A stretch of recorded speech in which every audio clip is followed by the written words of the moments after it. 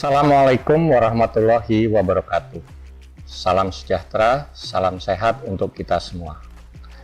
Selamat datang dan terima kasih atas partisipasi dan antusiasme Bapak Ibu pimpinan perusahaan tercatat, investor, serta seluruh undangan pada hari kelima Public Expose Live 2021 ini.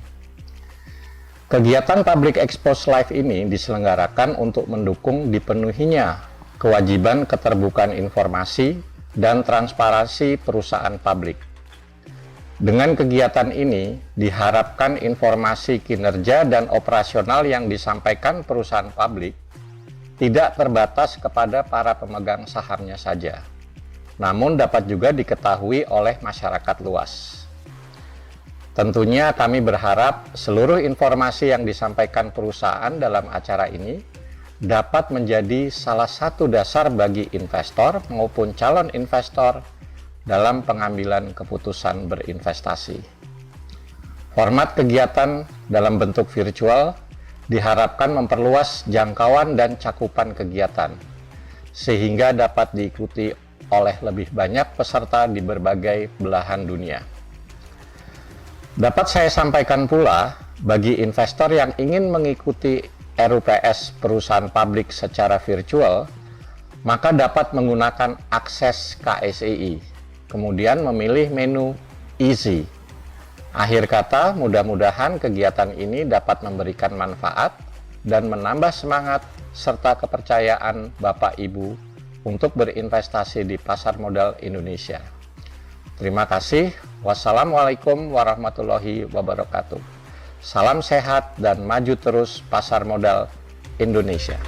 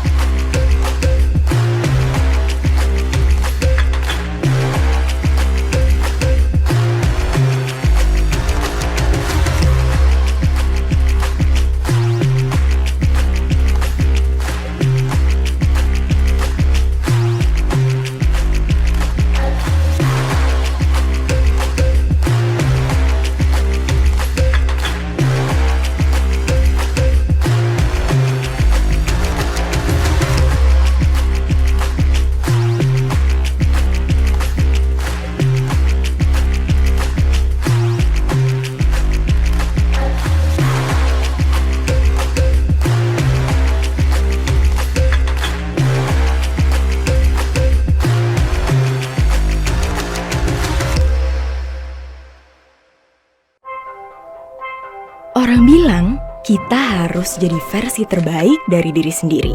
Tapi kita masih mencari caranya. Cara mengubah inspirasi jadi motivasi. Untuk belajar dan berani berinovasi, hingga akhirnya menggapai mimpi. Sampai kita sadar, nggak ada cara yang salah. Dan cara terbaik adalah cara kita sendiri. Sama halnya dengan Genius, yang selalu berinovasi untuk memudahkan hidupmu, siapapun kamu, dan apapun caramu. Karena caramu selalu bisa jadi inspirasi banyak orang. Lakukan dengan Genius, lakukan dengan caramu.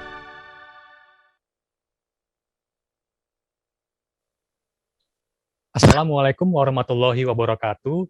Salam sejahtera dan salam sehat untuk kita semua. Selamat datang kami ucapkan atas kehadiran Bapak dan Ibu dalam acara Public Expose Live 2021 dalam rangka 44 tahun diaktifkannya kembali pasar modal Indonesia.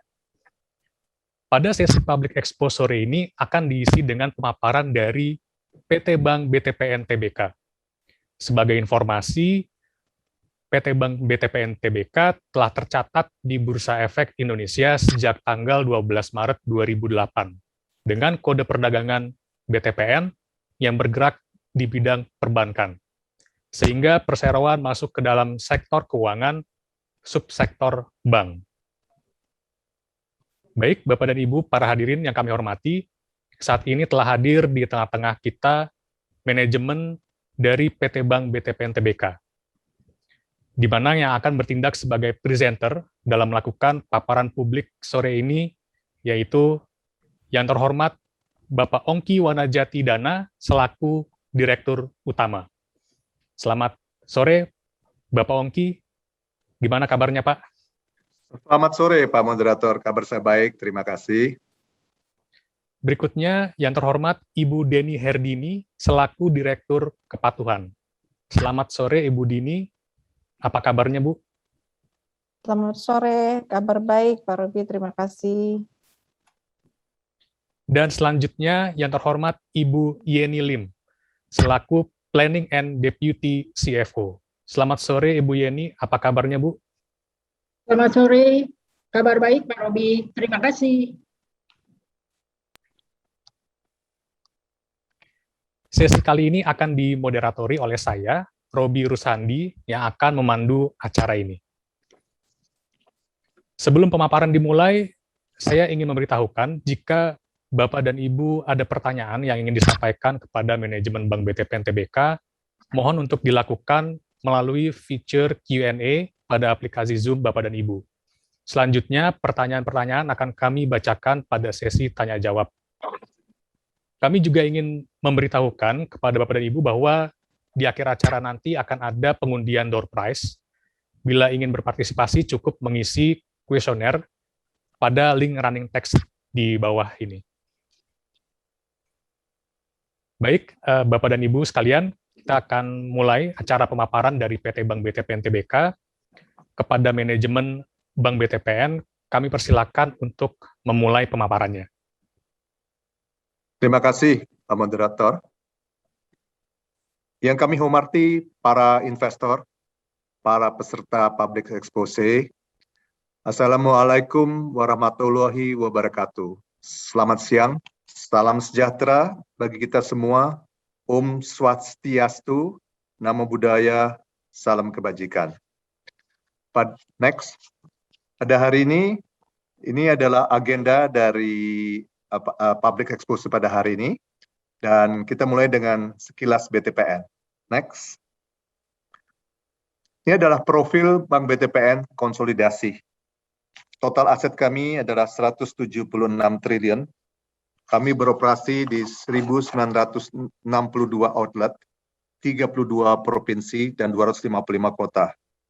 Karyawan kami berjumlah 19.374 orang, dan jumlah nasabah kami 12,3 juta nasabah. Next.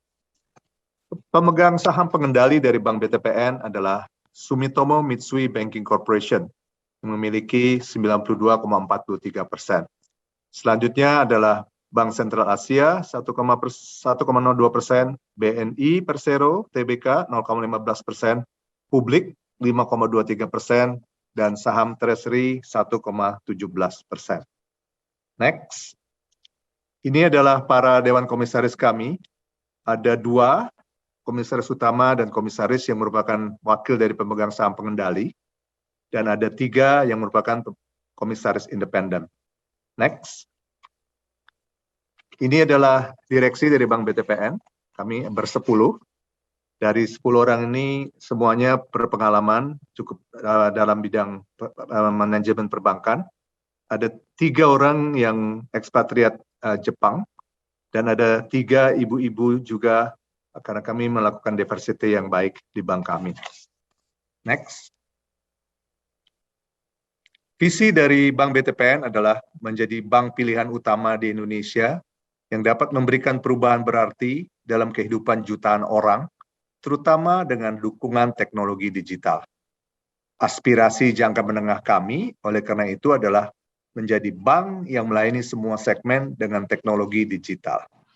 Aspirasi jangka panjang kami adalah menciptakan grup bisnis keuangan dan memperluas jangkauan usaha di pasar regional. Khusus untuk grup bisnis keuangan, memang membuat Bank BTPN menjadi core company-nya. Next. BTPN memiliki 5 nilai, yaitu customer centric, proaktif dan inovatif, gesit atau agile, mencapai yang terbaik, dan sinergi. Next. Dan untuk mencapai aspirasi kami, Bank BTPN memiliki 2 keunggulan kompetitif, yaitu dukungan global dari SMBC Group dan kapabilitas digital Bank BTPN. Next. Kami memiliki 1 subsidiary anak perusahaan yang bergerak dalam bidang syariah, yaitu BTPN Syariah. BTPN Syariah melayani segmen ultra mikro dan menerapkan prinsip atau asas Grameen di Indonesia. Next. Berikutnya mengenai aktivitas bisnis BTPN. Next. Pertama di retail banking. Di retail banking kami memiliki retail lending business, wealth management bank, digital banking, branchless banking, dan mikrobisnis. Pada intinya, nilai proposisi kami ada di sekitar digital banking.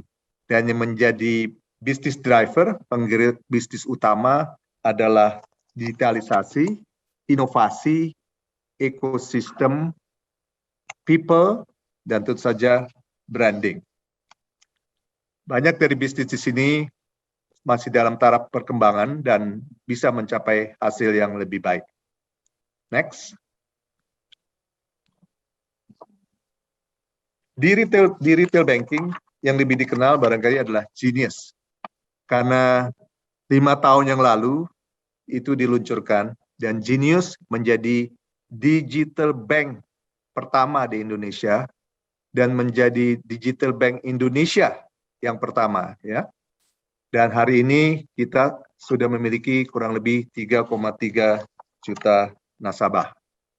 Next. Yang berikutnya adalah business banking yang melayani segmen SME dan consumer finance. Nilai UVP utama atau proposisi utama adalah bagaimana kita bisa menciptakan kesuksesan dalam usaha nasabah. Dan target pasar kita adalah tentunya SME, perorangan maupun perusahaan, dan juga perusahaan multifinance, fintech, dan lain-lainnya. Dan next. Untuk mengembangkan bisnis ini, kami mempunyai 3 pendekatan model operasional dan kesemuanya didukung oleh digital. Yang pertama tentunya yang konvensional, di mana masih dilakukan oleh relationship management melalui cabang. Yang kedua adalah pengembangan bisnis melalui jalur supply chain dan ekosistem. Dan ini dilakukan dengan melakukan sinergi dengan corporate banking melalui anchor corporate customer. Dan yang ketiga, yang paling baru yang sedang kita luncurkan adalah melalui digital. So, jadi selain Genius, nanti kita akan memiliki digital banking untuk SME. Next. Yang berikutnya adalah wholesale banking group yang mencakup corporate banking, commercial banking, product transactional banking, supply chain financing, dan wholesale banking. Proposisi utama kami di sini tentu saja bagaimana memberikan enterprise solution. Dan nasabah yang kami layani adalah dari perusahaan local corporate, multinational companies, terutama Japanese corporate, badan usaha milik negara, lembaga keuangan, bank dan bank, dan perusahaan komersial. Dalam melayani mereka, kami memiliki produk yang lengkap dari pinjaman, trade finance, supply chain financing, cash management, dan juga produk-produk treasury. Next. Salah satu hal yang baru yang kita lakukan, karena dukungan dari akses SMBC Global Bank Network, kami bisa meluncurkan, kami mempunyai green banking. Sebagai bagian dari SMBC, SCBC Group mempunyai program yang disebut Green Cross Globe 2030. Kami menerjemahkan strategi global ini menjadi inisiatif lokal. Dengan demikian, kami bisa menjadi garda depan dalam hal Sustainable Loan Link Project Green Financing di Indonesia dan bisa mendukung sepenuhnya program pemerintah dalam bidang green financing. Selanjutnya, kita akan kaji mengenai atau kita akan paparkan mengenai kinerja keuangan dari Bank BTPN di semester 1 2021 yang akan dibawakan oleh Ibu Yeni. Silakan Bu Yeni. Terima kasih Pak Ongki. Selamat siang Bapak dan Ibu semua. Saya akan melanjutkan untuk topik berikutnya, yaitu kinerja keuangan semester 1 2021. Next. Sebagai key highlight, pencapaian kinerja semester 1 2021, Bank BTPN kembali mencatat kinerja yang sehat dan memastikan stabilitas bank. Laba sebelum pajak meningkat sebesar 48%.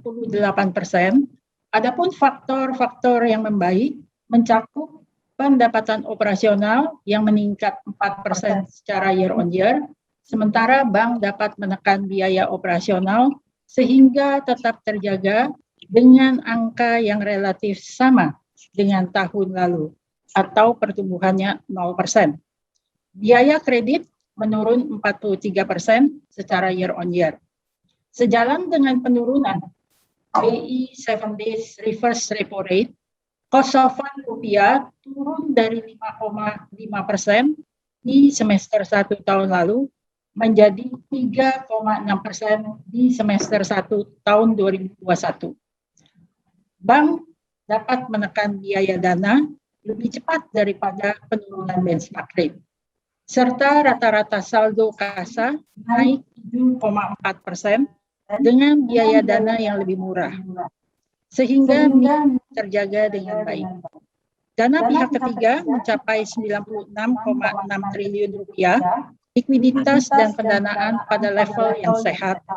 Pada akhir Juni 2021, LCR tercatat sebesar 237,84% dan NSFR 116,09%. Total aset mencapai 175,9 triliun rupiah. Total kredit tercatat 135,6 triliun rupiah. NPL gross 1,46%, lebih baik dari rata-rata industri perbankan saat ini. Struktur modal tetap kokoh, CAR pada level sehat sebesar 27,36%. Next. Ini adalah ringkasan neraca konsolidasi, di mana aset likuid terdapat bertumbuh sebesar 25% year on year. Kelebihan likuiditas diinvestasikan mayoritas penempatan pada government bonds dan juga BITD. Pertumbuhan total kredit masih terkena dampak adanya imbas pandemi, sehingga masih mengalami pertumbuhan secara negatif minus 10% year on year. Namun perbandingan Q on Q sudah terlihat adanya pertumbuhan positif sebesar 2%. Total pendanaan, baik DPK maupun pinjaman lainnya, disesuaikan dengan kebutuhan pertumbuhan kredit serta untuk menjaga kecukupan likuiditas pada level yang sangat aman. Ekuitas sebesar 34,764 triliun telah tumbuh 9% secara year on year. Next. Dari sisi profitabilitas, laba rugi konsolidasi, komponen pendapatan bunga bersih dan pendapatan operasional lainnya, baris 1 dan 2, menunjukkan pertumbuhan positif baik year on year maupun Q on Q. Sehingga pendapatan operasional dibukukan sebesar 6,548 triliun rupiah, tumbuh 4% secara year on year dan 1% Q on Q. Upaya yang telah dilakukan adalah terutama adaptif dengan penurunan biaya dana dan meningkatkan fee income terutama pada segmen retail. Beban operasional dapat dijaga pada level yang relatif sama dengan semester tahun lalu, kenaikan 0% year on year. Biaya kredit membaik setara lebih rendah 43% dibandingkan dengan tahun lalu.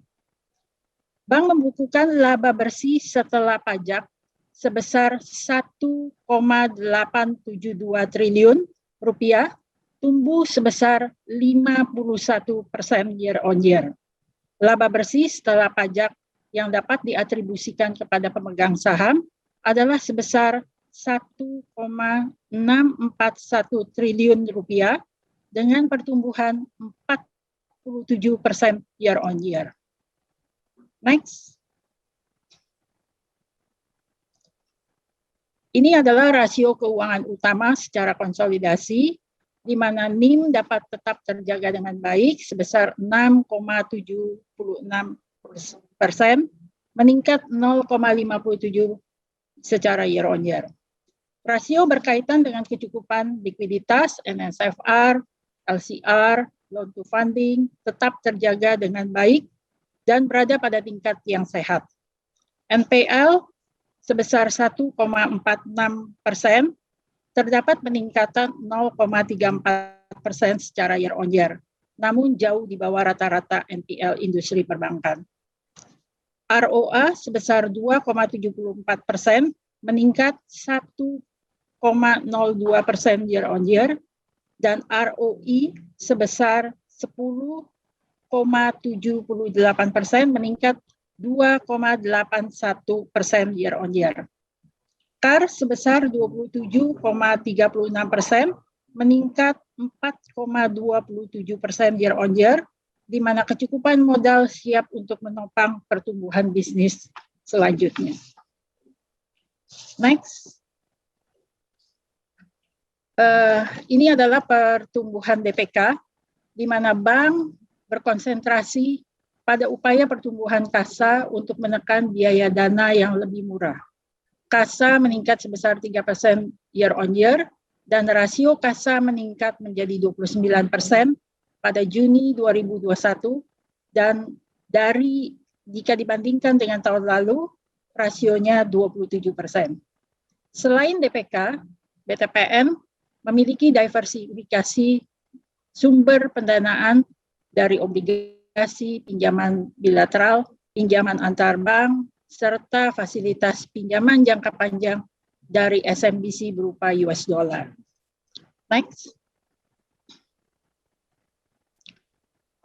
Pertumbuhan kredit berdasarkan segmen, di mana pertumbuhan total kredit masih terkena dampak pandemi dengan minus 10% year on year, namun perbandingan Q on Q, total kredit telah tumbuh sebesar 2%. Portfolio kredit terdapat dalam dua kategori, mature business, di mana portfolionya merepresentasikan proporsi 23% dari total kredit bank, sementara growing business dengan total 77% secara proporsi dari total kredit bank.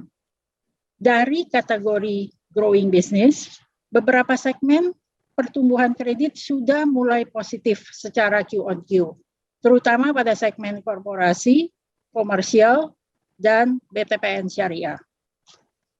Next. Untuk kualitas aset per Juni 2021, di mana NPL yang seperti tadi kita sudah sebutkan sebesar 1,46%, dan special mention sebesar 5,23%, NPL neto sebesar 0,58%, gross cost of credit sebesar 1,04%, loan loss provision terhadap NPL sebesar 170,84%, dan grafik sebelah kanan merupakan sebaran NPL berdasarkan segmen sebagai informasi. Next. Total kredit yang direstrukturisasi per Juni 2021 adalah sebesar 8,5 triliun dan merupakan 6,3% dari proporsi terhadap total kredit. Total kredit restrukturisasi telah menurun sebesar kira-kira 17% dibandingkan dengan semester 1 2020 sebesar 10,2 triliun. Grafik di sebelah kanan merupakan informasi kredit restrukturisasi berdasarkan segmen. Demikian kami sampaikan. Terima kasih. Forum saya serahkan ke Ibu Dini untuk topik selanjutnya. Silakan Bu Dini. Terima kasih Bu Yeni. Selamat siang Bapak Ibu sekalian. Next. Ya.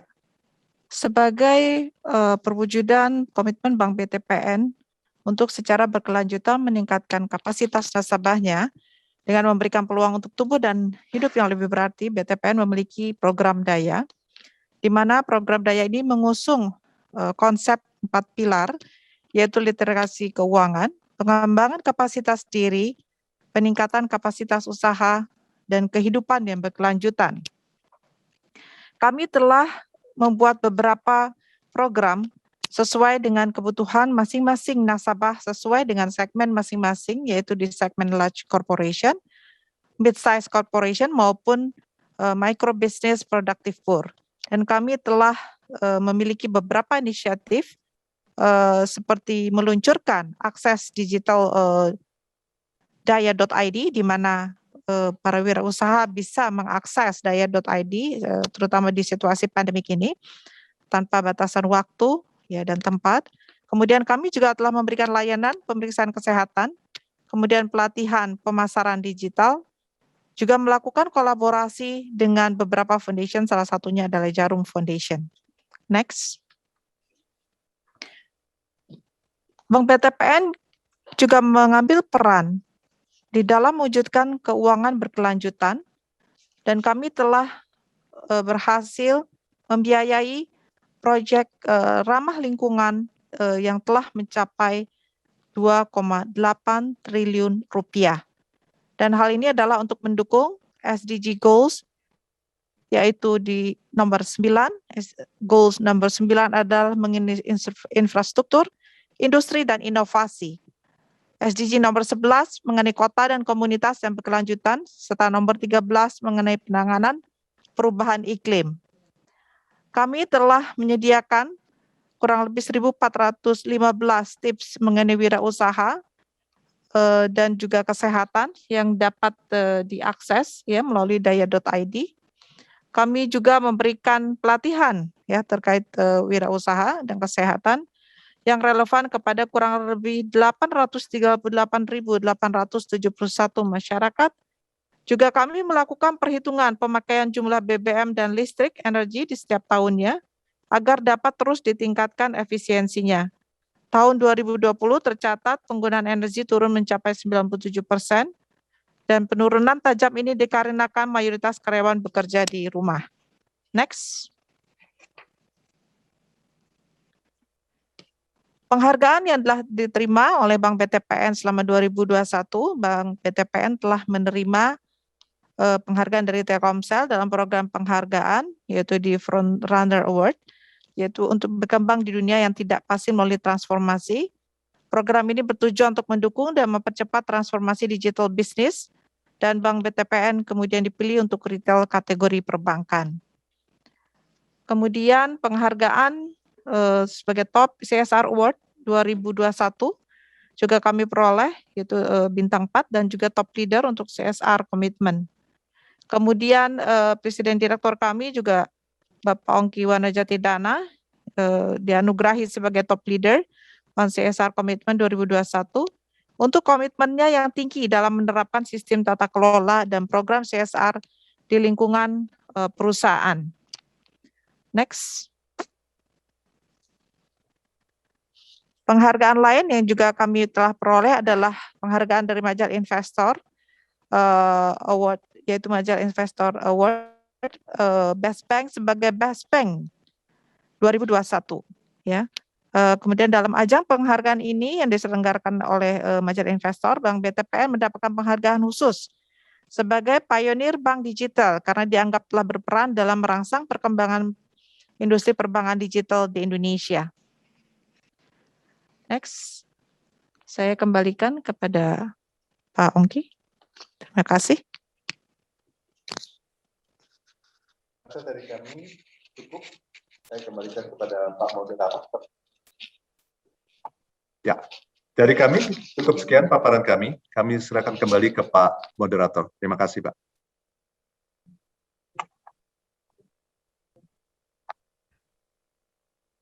Baik, terima kasih kepada Bapak Ongki, Ibu Dini, dan Ibu Yeni atas paparannya.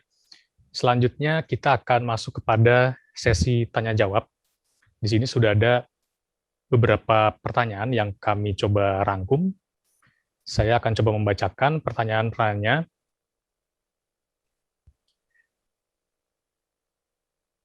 Baik, yang pertama dari Johannes Tamberani. Bagaimana target pertumbuhan kredit untuk tahun 2022? Dan rencana digitalisasi produk bank di tengah pandemi COVID-19. Baik, kepada manajemen dari BTPN, silakan untuk menanggapi terlebih dahulu. Ya, untuk yang pertanyaan pertama dari Bapak ini, target pertumbuhan kredit. Kami, pertumbuhan kredit yang kami rencanakan tentunya di tahun 2022, kami harapkan ekonomi sudah mulai pulih kembali, dan kami akan mencoba mendekati target pertumbuhan yang diberikan oleh OJK yang diperkirakan mungkin sekitar 4-5%. Ya. Untuk pertanyaan kedua, kami minta Pak Darmadi untuk bisa menjawab karena ini berkaitan dengan digital ya. Silakan Pak Darmadi.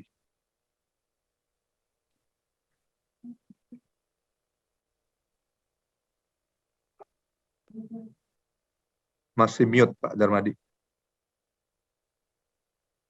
Baik, terima kasih untuk waktunya. Untuk pertanyaan dari Pak Yohanes ya, tadi ya, rencana digitalisasi produk bank di tengah pandemi COVID-19. Sesungguhnya pandemi COVID-19 ini tidak menghentikan semua strategi dan rencana yang sudah kami canangkan bahkan sebelum pandemi ya, di mana memang Genius selain menumbuhkan proposition untuk dirinya sendiri, Genius bisnis, tapi Genius juga menjadi platform terutama untuk produk-produk retail yang lain, sehingga sudah mulai dari tahun 2020 yang lalu bisnis kami yang lain seperti wealth management, Sinaya sudah mulai memakai Genius, dan tahun ini produk mikro kami juga sudah mulai memakai Genius sebagai platform. Nah, jadi pengembangan selama COVID-19 tidak menunda segala rencana yang sudah kita punya dari sebelumnya, gitu. Saya pikir itu jawabannya. Oke, baik, terima kasih atas tanggapannya. Kemudian pertanyaan berikutnya dari Steven Susilo. Bagaimana progres pertumbuhan Genius di tahun 2021? Dan apa strategi perseroan untuk menghadapi serbuan bank digital lain, seperti Digibank, Blue, Jago, dan lain-lain, agar Genius tidak kehilangan nasabahnya? Ya, baik, silakan kepada manajemen dari Bank BTPN. Terima kasih. Saya berikan kembali ke Pak Darmadi. Silakan Pak Darmadi.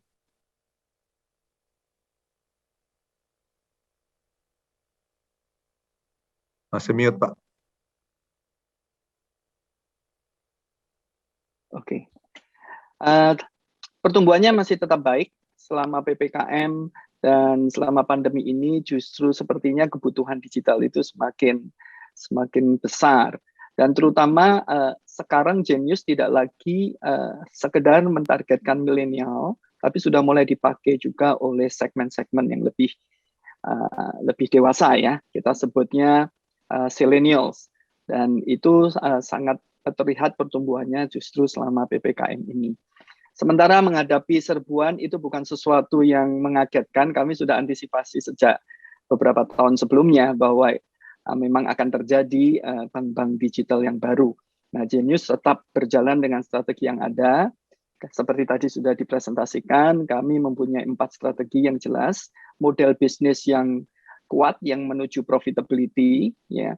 Dan yang kedua, kita terus menambah fitur dan produk services di dalam Genius. Jadi beberapa produk sudah diluncurkan dan sebentar lagi juga beberapa produk-produk baru akan ada di Genius.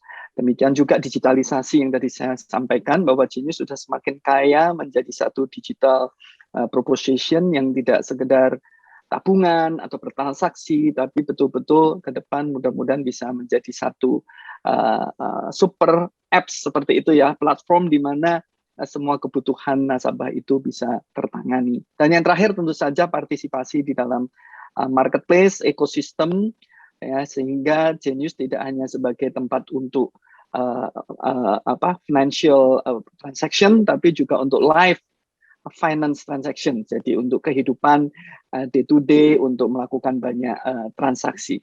Jadi itu memang sudah menjadi strategi sejak awal yang kita sekarang sedang menjalankan eksekusinya untuk merealisasikannya. Dan serbuan ataupun kompetisi memang sudah kami antisipasi dari sejak semula. Jadi bukan sesuatu yang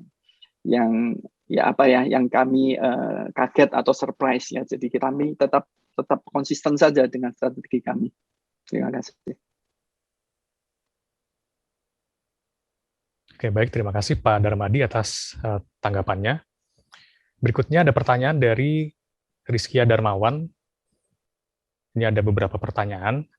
Yang pertama,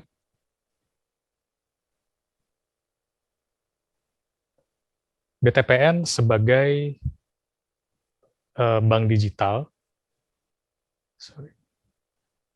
BTPN sudah mengembangkan kapabilitas digital bankingnya dan juga sudah fokus lebih awal untuk bertransformasi menjadi digital bank melalui Genius.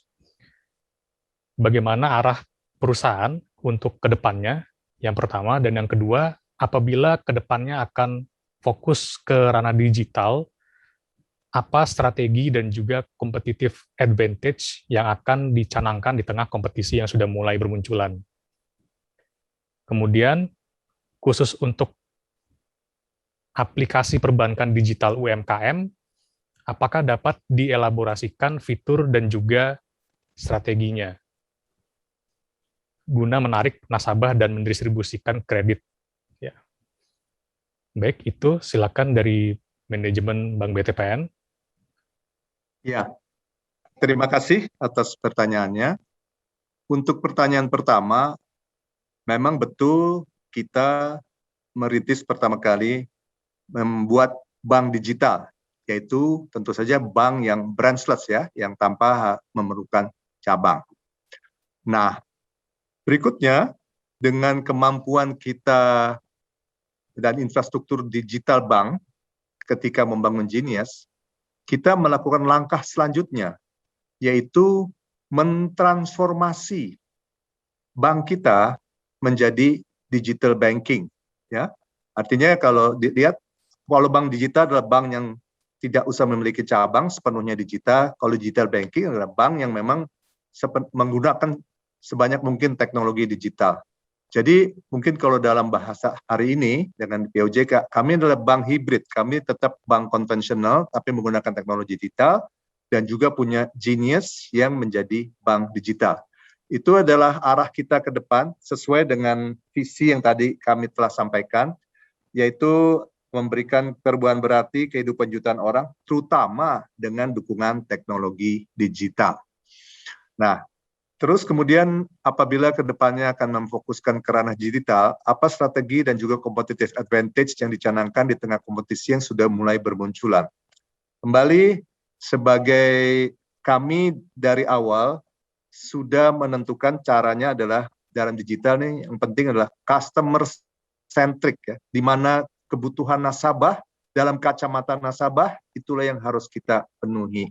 Dan untuk itu memang kita juga harus merubah cara kerja dan juga merubah organisasi kita. Dalam Genius sudah berumur 5 tahun dan hari ini kita sudah berhasil mengubah cara kerja kita, mengubah organisasi kita dengan agile dan organisasi yang juga tentu cocok untuk menunjang agility tersebut. Itulah kelebihan kita yang pertama. Yang kedua, dibanding tentunya dengan pemain pembaru bank digital, kami sudah memiliki semua produk-produk konvensional yang setiap saat bisa diubah, didukung dengan teknologi digital. Ya, jadi produk sudah lengkap, tinggal bagaimana men-channelnya dengan cara digital. Itulah kelebihan kami.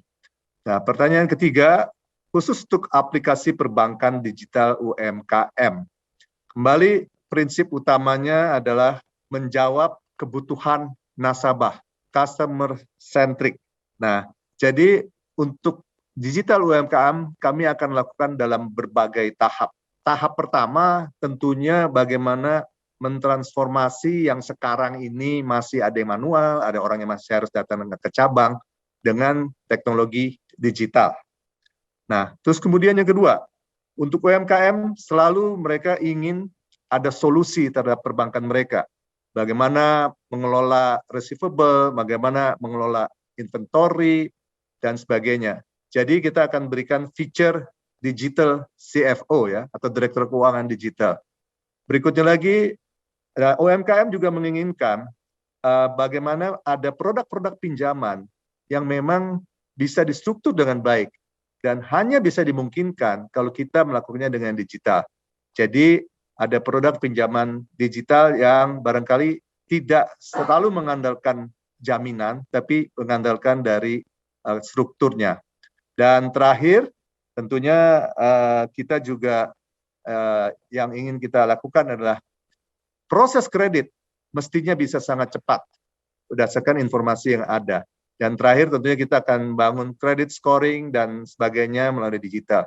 Sehingga pada tahap tersebut, akhirnya nasabah-nasabah UMKM tidak harus datang sama sekali ke BTPN. Dari membuka kredit, dari memohon, dan membuka rekening, memohon kredit, dan juga dalam mengadministrasikan perbankannya dapat dilakukan tanpa dengan cara branchless. Itulah aplikasi digital UMKM yang akan kita lakukan secara bertahap. Terima kasih. Kembali ke Pak Moderator. Baik, terima kasih Pak Ongki.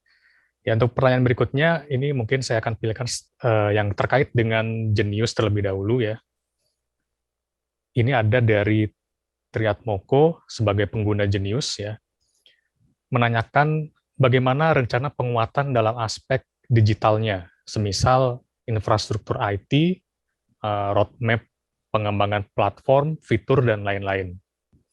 Kemudian juga pertanyaan terkait adakah inovasi lain yang membedakan Jenius dengan platform bank digital lainnya? Baik, silakan kepada manajemen Bank BTPN. Saya jawab yang pertama dulu, habis itu biar Pak Darmadi, terutama dalam soal aspek infrastruktur IT. Ya, intinya kami hari ini punya dua infrastruktur yang menunjang traditional IT dan yang menunjang agile IT. Nah, itu berjalan bersama-sama dan tentunya kami juga sedang mengembangkan pada satu hari mengikuti tren yang ada hari ini mengenai cloud dan juga next gen-nya core banking. Nah, jadi jelas sebagai bank mengandalkan teknologi digital, kita harus selalu siap mengembangkan infrastruktur itu. Yang berikutnya kalau mengenai roadmap pengembangan platform, fitur dan sebagainya, mungkin kita berikan kepada Pak Darmadi. Silakan Pak Darmadi. Terima kasih Pak Ongki. Kebetulan ini pertanyaan yang sangat relevan sekali karena kami sedang baru saja bisa dikatakan memperkenalkan yang kami sebut Jenius 3.0, Jenius generasi baru, yaitu fase pertama yang kami awali dengan mengubah atau memperbaharui UI UX ya, interaksi experience nasabah berinteraksi. Tapi ini baru awal saja.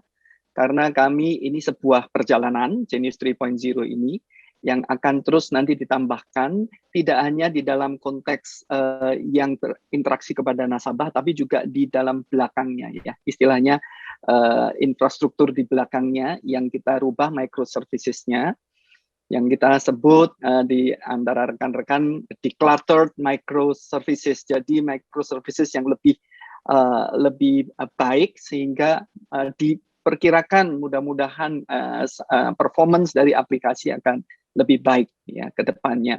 Dan ini sebuah perjalanan yang kita baru saja awali pada waktu ulang tahun Genius yang ke-5 11 Agustus yang lalu. Nah, itu salah satunya. Yang kedua, tentu saja di dalam back office kita, kalau kita bicara IT-nya, kami sekarang juga sedang mengembangkan, ya, dengan satu konsultan untuk melihat dan mereview mengembangkan satu infrastruktur teknologi yang bisa bisa kompetitif untuk minimal 5 tahun ke depan. Dan itu memang sedang dijalankan dan sedang direview total, gitu ya. Mudah-mudahan di dalam perjalanannya nanti kami akan terus memperbaiki infrastruktur yang ada sehingga siap untuk menghadapi hal-hal ke depan. Terutama hari ini juga kalau kita berbicara sedikit, ya Pak, ya, mengenai security, keamanan daripada digital ini, jadi menjadi sangat penting untuk kita melihat solusi-solusi yang lebih mumpuni, ya, untuk menghindari social engineering dan lain sebagainya. Yang terakhir mungkin kalau dikatakan apa yang dikembangkan supaya kita tetap unggul, gitu ya. Genius sudah mempunyai platform yang kami sebut co-kreasi. Jadi ini luar biasa menurut saya, karena kami sudah mempunyai member co-kreasi, yaitu yang terdiri dari nasabah-nasabah dan para simpatisan digital yang berjumlah lebih dari 20.000 orang yang dari waktu ke waktu terus memberikan masukan mengenai bagaimana memperbaiki Genius ataupun fitur-fitur yang diperlukan. Dan hampir banyak dari fitur-fitur Genius itu didapat dari co-kreasi ini. Nah, tentu saja ini membuat Genius terus relevan dengan kebutuhan nasabah ke depannya. Nah, ini sebuah platform juga buat kami yang kami percaya sebagai bagian dari keunggulan komparatif Genius ke depannya. Begitu, terima kasih.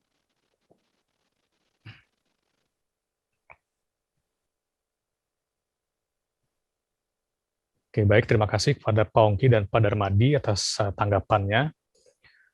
Mungkin karena keterbatasan waktu, saya akan memilih satu pertanyaan lagi, ya, dari para hadirin di sini. Pertanyaan dari Putu Adiguna, adakah kepemilikan saham BTPN oleh BCA dan BNI karena adanya kerjasama khusus? Ya, mungkin bisa ditanggapi oleh manajemen BTPN. Ya, terima kasih.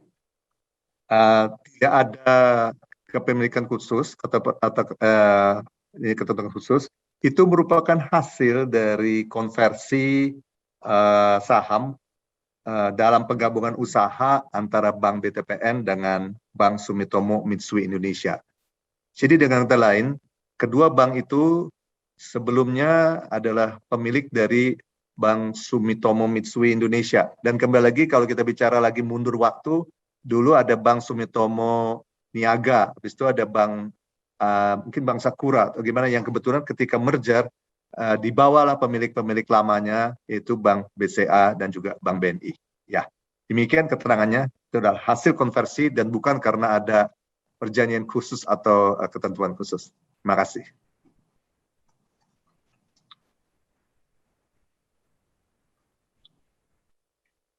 Baik, terima kasih kepada Pak Ongki atas tanggapannya. Ya, berhubung untuk waktu terbatas, jadi sesi tanya jawab akan kita sudahi. Dan terima kasih kepada manajemen Bank BTPN atas tadi seluruh tanggapan pertanyaannya. Sepertinya cukup antusias sekali para peserta yang menghadiri sesi Bank BTPN kali ini. Baik, Bapak dan Ibu, tibalah kita di penghujung acara Public Expo sore ini yang telah disampaikan oleh manajemen dari PT Bank BTPN Tbk. Saya ingin mengingatkan kembali bahwa akan ada pengundian door prize untuk Bapak Ibu sekalian di sini yang hadir. Jika ingin berpartisipasi, Bapak dan Ibu cukup mengisi kuesioner untuk peningkatan layanan dan kualitas acara di tahun depan. Untuk link kuesionernya dapat Bapak Ibu dapatkan di running text di bawah ini. Baik, sebelum ditutup, kami persilakan kepada perwakilan dari manajemen Bank BTPN untuk memberikan closing statement. Baik, kami persilakan kepada manajemen Bank BTPN untuk memberikan closing statement. Terima kasih, Pak Moderator. Memasuki tahun 2021 ini, BTPN lebih siap dan optimis dalam hadapi tantangan yang ada. Setelah berhasil dengan baik hadapi dampak negatif perlambatan ekonomi akibat pandemi di tahun 2020. Hal ini tercermin dalam kinerja keuangan yang jauh membaik di semester 1 2021 ini. BTPN siap lanjutkan pertumbuhan bank dan siap dukung pemulihan ekonomi Indonesia di berbagai segmen usaha.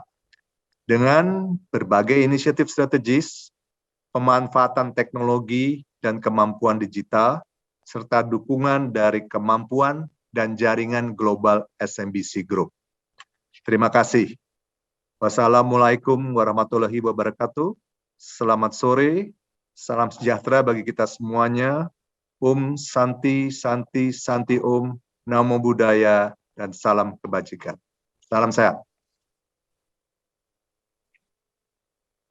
Baik, terima kasih kepada manajemen Bank BTPN, dan semoga dari pemaparan yang telah disampaikan dari Bank BTPN dapat memberikan inspirasi kepada Bapak Ibu dalam berinvestasi.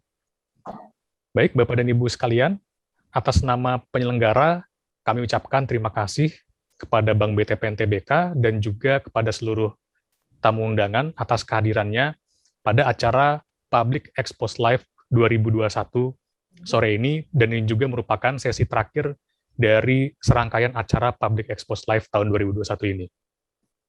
Baik, sampai jumpa dalam acara Public Expose Live berikutnya. Maju terus pasar modal Indonesia.